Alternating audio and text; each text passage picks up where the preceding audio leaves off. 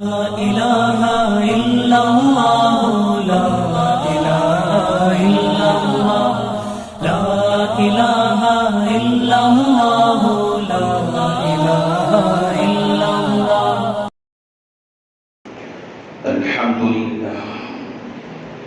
الحمد لله نحمده ونستعينه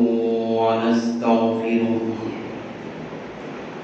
ونؤمن به ونتوكل عليه ونعوذ بالله من شرور أنفسنا ومن سيئات أعمالنا. من يهده الله فلا مضل له ومن يضلله فلا هادي له. ونشهد أن لا إله إلا الله وحده لا شريك له. ونشهد أن سيدنا ومولانا محمدا عبده ورسوله صلى الله عليه وعلى آله وأصحابه وبارك وسلم تسليما كثيرا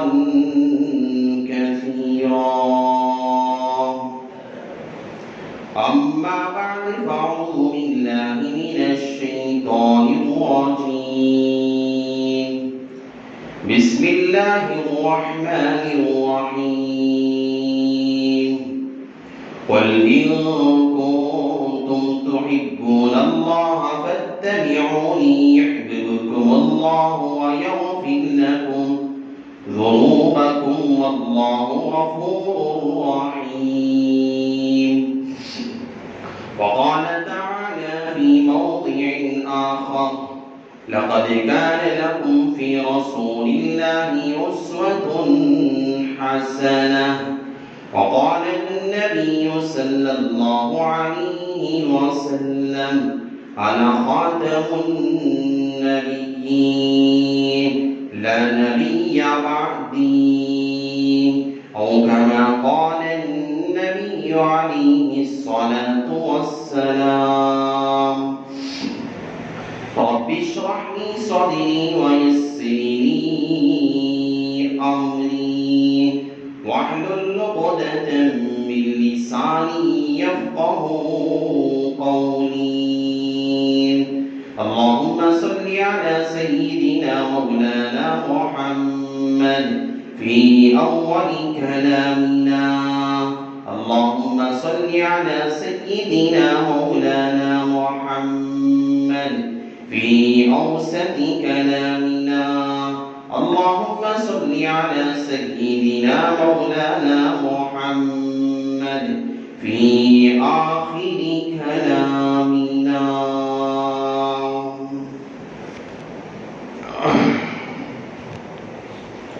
معزز سامعین کرام،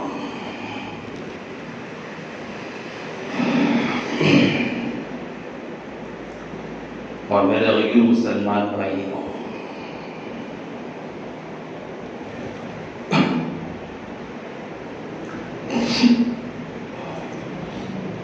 ہم سارے کے سارے لوگ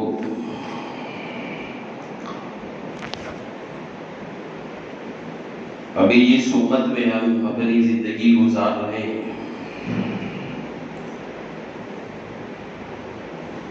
اور ہم اس زمانے میں آئے ہوئے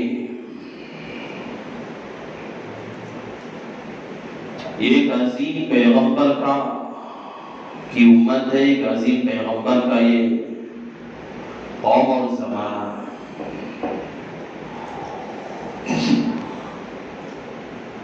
سب انبیاء علیہ السلام دنیا میں جتنے بھی آئے، ان تمام انبیاء علیہ السلام میں سب سے عظیم الشان مرتبے والے آپ علیہ السلام ہیں. اس امت کا ہر امتی وہ قابل سعادت مند ہے، قابل تعریف ہے. جو آقا علیہ السلام کا تذکرہ کرتا ہے یا آقا علیہ السلام کے تذکرے کو سنا کرتا ہے، یا آقا علیہ السلام پر درود و سلام کا نذرانہ پیش کرتا ہے، قابل مدح ہے، قابل تعریف ہے، قابل سعادت مند ہے وہ امتی جو آقا علیہ السلام پر اپنی جان اور مال کا نذرانہ پیش کرنے والا ہے۔ ہونا بھی چاہیے، کیونکہ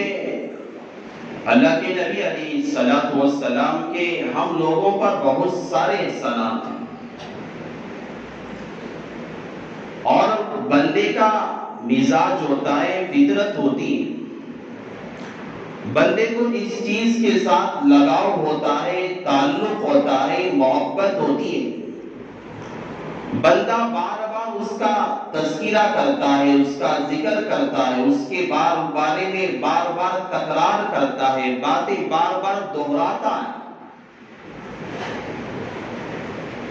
ہم میں سے ہر آدمی قابل سعادت مند ہے، ہم میں سے ہر آدمی قابل مبارک ہے جو ہم بار بار آقا علیہ السلام کی سیرت کے بارے میں ہم لوگ سنا کرتے ہیں، ہم سمجھا کرتے ہیں، یہ بڑی سعادت کی بات ہے۔ الغرض دیکھیے اللہ تعالیٰ نے دنیا میں جو سلسلہ انسانیت کا رکھا، اللہ نے ایک مقصد انسان کو دے کر بھیجا، وہ مقصد انسان کا اللہ کی معرفت حاصل کرنا، خدا کو پہچاننا، اور اپنی دنیا میں آنے والی زندگی جس مقصد کے لیے اللہ نے اسے پیدا کیا ہے اس مقصد کو بھی انسان پہچان کر زندگی گزار۔ اللہ نے انسانیت کو اپنے رب سے تعلق قائم کرنے کے لیے اور انسانیت کو اللہ تعالیٰ سے ربط اور تعلق کو مضبوط رکھنے کے لیے اللہ تبارک و تعالیٰ نے حضرات انبیاء علیہ السلام کا سلسلہ جاری کیا۔ اللہ نے حضرت آدم علیہ نبی علیہ السلام کو بھیجا، حضرت موسیٰ علیہ السلام کو بھیجا، حضرت عیسیٰ علیہ السلام کو بھیجا، حضرت شیس علیہ السلام کو بھیجا، حضرت یحییٰ علیہ السلام کو بھیجا، حضرت ابراہیم علیہ السلام کو بھیجا، حضرت اسحاق علیہ السلام کو بھیجا، حضرت اسماعیل ذبیح اللہ علیہ السلام کو بھیجا۔ اللہ نے کئی ہزار، جس کا تذکرہ جہاں پہ بعض احادیث کے اندر تعداد کا تذکرہ نہیں کیا گیا ہے، اللہ نے کئی انبیاء کو اس وجہ سے دنیا کے اندر اللہ تبارک و تعالیٰ نے مبعوث کیا، دنیا میں اس وجہ سے بھیجا کہ دنیا میں انسان جو خدا سے بھٹکا ہوا ہے، جو خدا سے بچھڑا ہوا ہے، خدا سے دور ہے، خدا سے دور بھٹکا ہوا ہے، ان بندوں کو اللہ تعالیٰ کی معرفت سمجھائیں، ان بندوں کو لا کر اللہ تعالیٰ کا تعلق دکھائے، ان بندوں کو لا کر اللہ تعالیٰ کے حقوق یاد دلوائے، ایسے گنہگار بندوں کو لا کر اللہ تعالیٰ کا ڈر اور خوف ان کے دلوں میں پیدا کریں، بچھڑے ہوئے بندوں کو اپنے رب سے جوڑے، اور بچھڑے ہوئے بندوں کو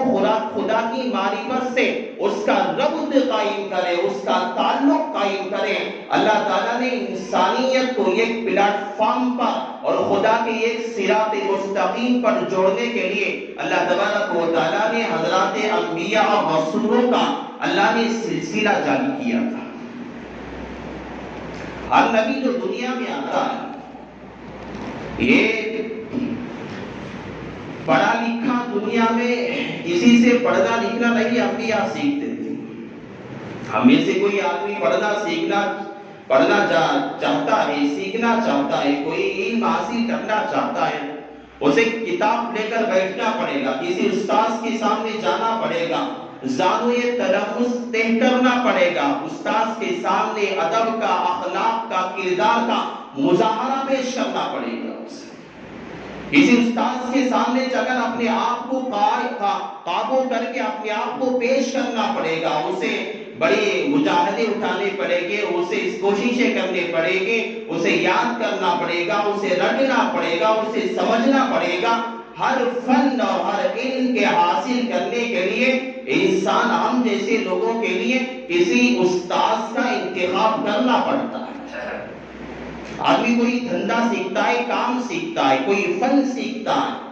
آدمی کو فنکار کے پاس جانا پڑے گا۔ گیارش کا کام سیکھتا ہے، میکینک کے پاس جانا پڑے گا اسے۔ کوئی آدمی کسی دوسرا کام، لکڑی کا کام سیکھنا چاہتا ہے، اسے حضری کا کام کرنے والے آدمی کے پاس جانا پڑے گا۔ اسے جب جائے گا، استاد کی صحبت حاصل کرے گا، اس کے ساتھ رہے گا، اس کا کام دیکھے گا، اس کی باتوں پہ چلے گا، اس کے بعد جا کر اس کے اندر کچھ فنکاریت اس کے اندر پیدا ہوگی۔ لیکن اللہ تعالیٰ نے انبیاء، جو بڑی عظیم ہستیاں دنیا میں گزری ہے، اللہ نے انبیاء کے اندر وہ چیزیں نہیں رکھی۔ اللہ نے کسی نبی، آپ پوری تاریخ سیرت اور پوری تاریخ انبیاء کھنگال کے دیکھ لیجئے، اللہ نے کسی حضرت آدم علیہ السلام سے لے کر جناب محمد الرسول اللہ صلی اللہ علیہ وسلم تک جتنے انبیاء دنیا کے اندر آئے، اللہ نے کسی نبی کو کسی اس کا شاگرد نہیں بنایا، کسی کے سامنے علم حاصل کرنے کا اللہ نے محتاج نہیں بنایا۔ اللہ نے براہ راست انبیاء علیہ السلام کو اللہ تعالیٰ براہ راست اللہ تعالیٰ علم سکھایا کرتا تھا، بلا واسطہ، بغیر کسی واسطے کے۔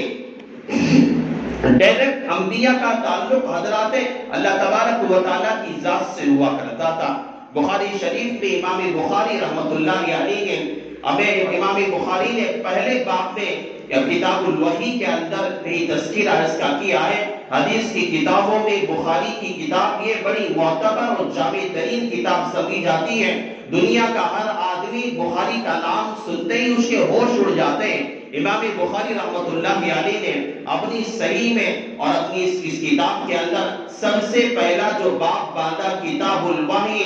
باب الوحی علی النبی علیہ السلام، الحضرت امام بخاری رحمت اللہ علیہ نے اس میں تذکرہ کیا کہ انبیاء علیہ السلام کو اللہ تعالیٰ کس طرح باتیں پہنچایا کرتا تھا۔ ایک طریقہ یہ ہوتا تھا، اللہ تعالیٰ کا کسی فرشتے کو اللہ بھیجتا،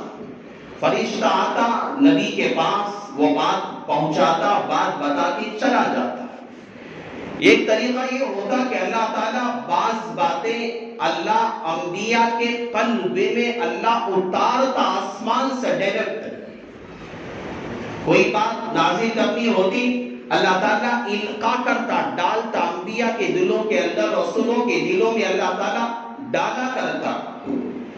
ایک طریقہ یہ ہوتا، ایک طریقہ یہ ہوتا کہ اللہ تعالیٰ خواب میں انبیاء کو دکھایا کرتا۔ کوئی بات ہوتی خواب میں اللہ کے نبی علیہ السلام دیگر انبیاء کو، جتنے بھی انبیاء دوسرے دنیا میں گزرے، اللہ تعالیٰ بعض مرتبہ خواب کے ذریعے سے انبیاء علیہ السلام کو بعض چیزوں کے بارے میں دکھاتا کہ یہ کام کرنا چاہیے، فلاں کام کرنا چاہیے، فلاں کام نہ کرنا چاہیے۔ احکامات اللہ تعالیٰ بعض مرتبہ خواب کے ذریعے سے دیا کرتا۔ اس لیے کہتے ہیں خواب جو ہوتا ہے یہ انبیاء کے 46 اجزاء میں سے جز ہے۔ بعض مرتبہ خواب سچ بھی ہوتا، خواب کا تذکرہ بہت سچ بھی ہوتا۔ خواب کے بارے میں بے شمار کتابیں، علامہ ابن سیرین رحمۃ اللہ علیہ کے، بہت سارے علماء کی بہت ساری کتابیں ہیں۔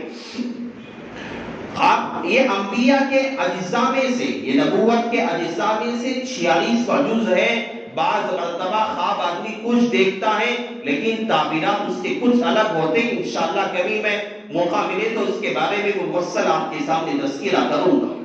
اگر بعض مرتبہ اللہ تعالیٰ خواب کے ذریعے سے انبیاء علیہ السلام کو احکامات سمجھاتا، کبھی فرشتے کو بھیجتا، کبھی بات کا القاء کر دیتا، تو کبھی اللہ تعالیٰ ان طریقوں کے ذریعے سے انبیاء علیہ السلام کو اللہ تعالیٰ تعلیم دیا کرتا تھا، بات سمجھایا کرتا تھا۔ اور کسی کے سامنے ضروری تلفظ طے کرنا، پڑھنا، علم سیکھنا، شاگردیت کا اختیار کرنا اللہ نے کسی نبی کو موقع نہیں۔ تو دنیا میں انبیاء جو آتے تھے یہ انسانیت کو سمجھانے کے لیے مقصد حیات، مقصد زندگی کو، انسانیت کو سیدھے راہ پر لانے کے لیے یہ اللہ تعالیٰ انبیاء علیہ السلام کا سلسلہ اللہ تعالیٰ جاری فرماتا تھا۔ اور جو پہلے انبیاء آتے تھے وہ پہلے کسی خاندان کے لیے ایک نبی آتا، کسی قوم کے لیے ایک نبی آتا، یا کسی قبیلے کے لیے ایک نبی آتا، یا کسی محلے کے لیے ایک نبی آتا، کسی گاؤں کے لیے ایک نبی آتا، کسی شہر کے لیے خاص نبی آتا۔ ہر نبی مخصوص ہوتا تھا، ایک قبیلے کا، ایک شہر کا، ایک گاؤں کا، الگ الگ اپنے اپنے قبیلے کے لیے اللہ تعالیٰ الگ الگ قبیلوں کے لیے، الگ الگ شہروں کے لیے، الگ الگ دیہاتوں کے لیے اللہ انبیاء کو بھیجا کرتا تھا۔ لیکن اللہ تبارک و تعالیٰ نے اللہ کے نبی علیہ السلام کو جو دنیا میں مبعوث فرمایا، اللہ تعالیٰ نے مشرق سے لے کر مغرب تک، شمال سے لے کر جنوب تک، اور سمندر کی تہ سے لے کر آسمان کی بلندیوں تک، اور سمندر کے ذرات سے لے کر ہر طرح کے دنیا کی ہر چیز انسانیت کے لیے، جنات کی مخلوق کے لیے، چاہے آسمان پر معلق مخلوق ہو، چاہے زمین کے تہ میں رہنے والی مخلوق ہو، چاہے سمندر میں رہنے والی مخلوق ہو، چاہے ہواؤں میں اڑنے والی مخلوق ہو، چاہے آسمان پر زندگی گزارنے والی مخلوق ہو، چاہے درندے ہو، چرندے ہو، چاہے جنگلات میں اپنی زندگی بسر کرنے والے ہو، چاہے الگ الگ جگہوں پر اپنی زندگی بسر کرنے والے ہو، چاہے کسی خاندان سے تعلق رکھنے والے ہو، چاہے کسی ذات سے تعلق رکھنے والے ہو، چاہے بت پرست ہو، چاہے شرک کرنے والے ہو، چاہے جو ہے مگائے ماتا کو اپنا خدا ماننے والے ہو، چاہے چاند کی پرستش کرنے والے ہو، چاہے ستاروں کی پرستش کرنے والے ہو، چاہے غیر اللہ کو اپنا خدا سمجھنے والے ہو، چاہے بتوں کو اپنا خالق سمجھنے والے ہو، چاہے غیر اللہ کے سامنے جا کر سجدہ کرنے والے ہو، اللہ تعالیٰ نے کسی قوم کے لیے خاص نہ کیا، کسی شہر کے لیے خاص نہ کیا، کسی جو ہے گاؤں کے لیے خاص نہ کیا۔ اللہ تبارک و تعالیٰ نے اللہ کے نبی علیہ السلام کو پورے عالم کے لیے، پوری انسانیت کے لیے، انا خاتم النبیین، اللہ تعالیٰ نے پوری انسانیت کے لیے اللہ کے نبی علیہ السلام کو نبی بنا کر بھیجا۔ اور اللہ کے نبی علیہ السلام مکہ میں جو پیدا ہوئے، آج ہم مکہ دیکھتے ہیں، کعبۃ اللہ کو دیکھتے ہیں، کتنی بڑی آبادی ہے، کتنی بڑی بڑی بلڈنگیں تعمیر ہوئی ہیں، اور کتنی کہ اچھی جو ہے وہاں پہ فیسلٹی ہے، کتنی اچھے وہاں پر کام کرنے والے ہیں، اور کتنی اچھی وہاں کی حکومتیں ہیں۔ یہاں آپ دیکھتے ہیں ایسی حکومت ہے کعبے کی، میں آپ سمجھانا چاہتا ہوں کعبے میں اللہ کے نبی علیہ السلام کے وہاں پیدا ہونے سے پہلے کیسے حالات تھے، کون لوگ وہاں آباد تھے، یہ سمجھنا ہمارے لیے ضروری ہے۔ مکہ ہم دیکھتے ہیں، مکہ کی آبادی اتنی زیادہ ہے، مکہ کے لوگ وہاں، اب ہم دیکھتے ہیں اتنے ہزاروں کے لوگ وہاں پہ رہتے ہیں، وہاں کی اتنی اچھی بڑی بڑی بلڈنگیں ہیں، وہاں کی اتنے ایسے حالات ہیں۔ تو اللہ کے نبی علیہ السلام کے پیدا ہونے سے پہلے جہاں اللہ کے نبی پیدا ہوئے، اس جگہ کا، اس سرزمین کا حال کیسے تھا، وہاں کون لوگ آباد تھے، وہاں کون لوگ رہا کرتے تھے، کہاں سے اس سرزمین کا آغاز، کعبۃ اللہ کی تعمیر کیسے ہوئی، اور وہاں اللہ کے نبی کیسے کہاں پیدا ہوئے، اور اللہ کے نبی علیہ السلام اس سرزمین پر پیدا ہوئے، اس سرزمین کا حال کیسے تھا۔ علماء نے لکھا ہے کہ اللہ کے نبی علیہ السلام اس مکہ کی سرزمین پر پیدا ہوئے، یہ اللہ کے نبی علیہ السلام کا تعلق یہ بڑے جلیل القدر پیغمبر جو اللہ کے حضرت ابراہیم خلیل اللہ علیہ السلام، جسے اللہ کے دوست کہلاتے، جسے خلیل اللہ، اللہ کا رفیق کہتے، حضرت ابراہیم علیہ السلام کے نسب سے اللہ کے نبی علیہ السلام کا نسب جا کے ملا کرتا ہے۔ دیکھیں اللہ حضرت ابراہیم علیہ السلام، آج سے 4000 سال پہلے کی تاریخ کی بات میں کہہ رہا ہوں، حضرت ابراہیم علیہ السلام کے جو بیٹے حضرت اسماعیل ذبیح اللہ علیہ السلام، ان سے یہ نسب چلا ہے۔ حضرت ابراہیم علیہ السلام کے بارے میں آتا ہے، حضرت ابراہیم علیہ السلام جب اپنی قوم سے بیزار ہو کر جب ہجرت کرنے لگے، مصر کا جب سفر کرنے لگے، حضرت ابراہیم علیہ السلام کے ساتھ ان کی بیوی محترمہ حضرت سارہ رضی اللہ تعالیٰ عنہ ساتھ بھی تھی۔ وہ سفر کر رہے ہیں، ایک مصر کا ایک بادشاہ تھا، غلیظ بادشاہ تھا، راستے میں ایک بادشاہ رہتا تھا، بڑا غلیظ تھا، جو بھی وہ اپنے کارندوں کو راستے میں کھڑا کر کے رکھا تھا، اپنے وزراء کو رکھا ہوا تھا کہ جو آدمی یہاں سے جائے گا، جو لڑکی جو اس کی بھی بیوی ہوگی، اسے میرے دربار میں لانا ہوگا، میں اس سے اپنی خواہش پوری کروں، اور جو بھی میاں بیوی گزرتے اسے پکڑ کے بادشاہ کے دربار میں لاتے، اگر کسی کے بہن ہوتی تو اسے چھوڑ دیا جاتا۔ حضرت ابراہیم علیہ السلام کو اس بات کا علم تھا کہ اگر بہن ہے تو یہ بادشاہ چھوڑ دے گا، اگر بیوی ہے تو میں اس کی عزت کو جو ہے نیلام کر کے رکھ دے گا۔ حضرت ابراہیم علیہ السلام نبی تھے، اپنی بیوی سے کہا کہ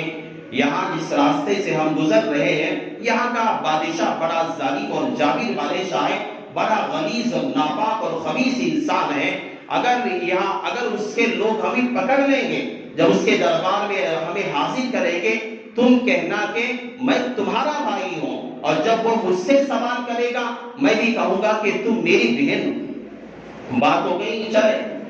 جب اس گاؤں میں پہنچے، اس بادشاہ کی جگہ پہنچے، اس کے وزیروں نے، اس کے کارندوں نے پکڑ کے بادشاہ کے دربار میں حاضر کیا۔ حضرت سارہ رضی اللہ تعالیٰ عنہ نے کہا کہ یہ میرے شوہر نہیں ہے بلکہ یہ میرے بھائی ہیں۔ حضرت ابراہیم نے بھی کہا کہ یہ میری بہن ہے، یعنی دینی بہن ہے۔ حضرت ابراہیم علیہ السلام نے نبی ہے، جھوٹ نہیں بول سکتے، مجازی معنی مراد لیا کہ یہ میری دینی بہن ہے۔ تو بادشاہ ظالم تھا، حالانکہ بہن جس کی ہوتی چھوڑ دیتا تھا، لیکن یہ اتنا ظالم تھا کہ حضرت سارہ کو وزیروں سے کہا کہ میرے کمرے میں سے لے کے چلو۔ وہ گیا، اسے لے کر اس کے کمرے میں لے کر گئے۔ حضرت سارہ کو ایک نبی کی بیوی تھی۔ انسان جب نیک ہوتا ہے اللہ تعالیٰ اس کے ہر اطراف اکناف کی اللہ تعالیٰ حفاظت ضرور کرتا ہے۔ ایک نبی کی بیوی تھی، اور اللہ تعالیٰ ایک نبی کی بیوی کو کیسے ذلیل کر سکتا ہے اور کیسے نیلام کر سکتا ہے، اور ایک ظالم اور ایک ناپاک انسان ایک نبی کی بیوی کو ہاتھ لگائے، یہ کیسے اللہ کو برداشت ہو سکتا تھا۔ جب یہ دروازہ بند کر دیا اور اپنا ناپاک ارادہ لے کر حضرت سارہ رضی اللہ تعالیٰ عنہا کو جو ہے اپنی خواہش پورا کرنے کا ارادہ کیا، حضرت سارہ نے رکعت بالا خدا کے سامنے کھڑی ہوئی، ہاتھ اٹھا کے دعا کرنے لگی، یا اللہ میں تیرے ایک نبی کی بیوی ہوں، میں جو ہے تیرے نبی پہ ایمان لائی ہوں، میں تجھے اپنا خدا مانتی ہوں، میں تیرے نبی کو تیرا بھیجا ہوا رسول مانتی ہوں، ہر بات پہ میں تیری راضی ہوں، یا اللہ میں نے تجھے اگر کوئی ناراض کرنے کا کام کیا ہے، یا اللہ تو مجھے معاف کر دے، لیکن میری عزت کی تو حفاظت فرما لے، میری عزت تو اس ظالم بادشاہ کے سامنے نیلام ہونے سے تو بچا لے۔ اللہ کے سامنے دعا کرنا تھا، اللہ تعالیٰ نے دعا کو قبول کر لیا۔ ظالم بادشاہ جو ظالم جب آگے بڑھنے لگا، اللہ تعالیٰ نے علماء نے مختلف اقوال کو نقل کیا ہے۔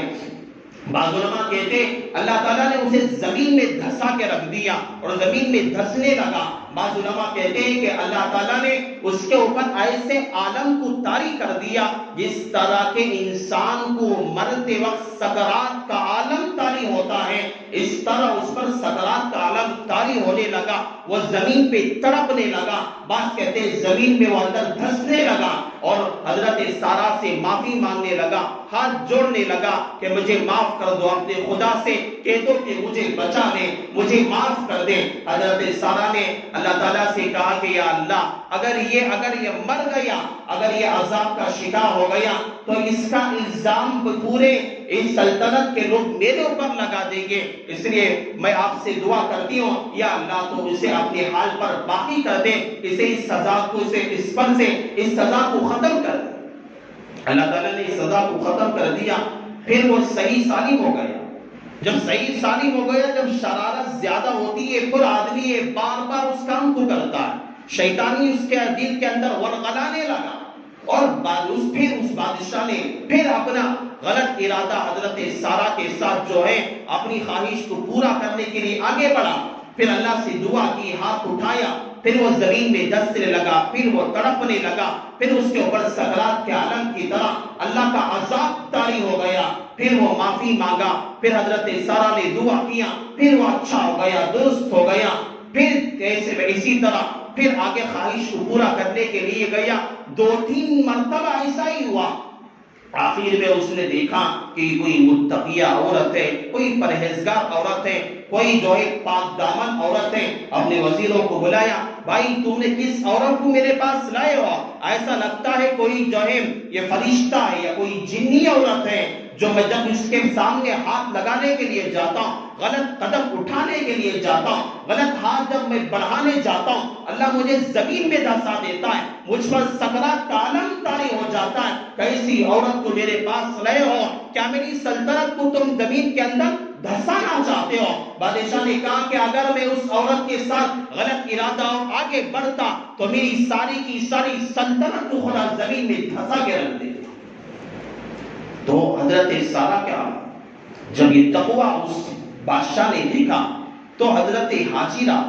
یہ عورت جو تھی اس کو جاتے وقت جو ہے بڑے حضرت سارہ کو بڑے اچھے انداز کے ساتھ بڑے اچھے طریقے کے ساتھ حضرت ابراہیم خلیل اللہ کے حوالے کیا۔ حوالے کر کے جب جا رہے تھے تو حضرت حاجرہ جو اس بادشاہ کے یہاں نیک عورت تھی، اسے حضرت سارہ کے لیے جو ہے ہدیے کے طور پر دیا کہ یہ عورت ہے تمہارے لیے خدمت کرے گی، کام آئے گی، اس کو لے کے جانا۔ تو حضرت حاجرہ رضی اللہ تعالی عنہا کو حضرت سارہ نے اپنے ساتھ لیا، جو بادشاہ نے ہدیہ کیا ہوا تھا اس کو لے کر حضرت ابراہیم علیہ السلام کے ساتھ جو ہے اپنا سفر آگے کو چلے۔ تو آگے حضرت ابراہیم علیہ السلام نے اب جب حضرت حاجرہ کے ساتھ گئے تو حضرت حاجرہ علیہ السلام حضرت حاجرہ رضی اللہ عنہا کے ساتھ اس کے بعد حضرت ابراہیم خلیل اللہ نے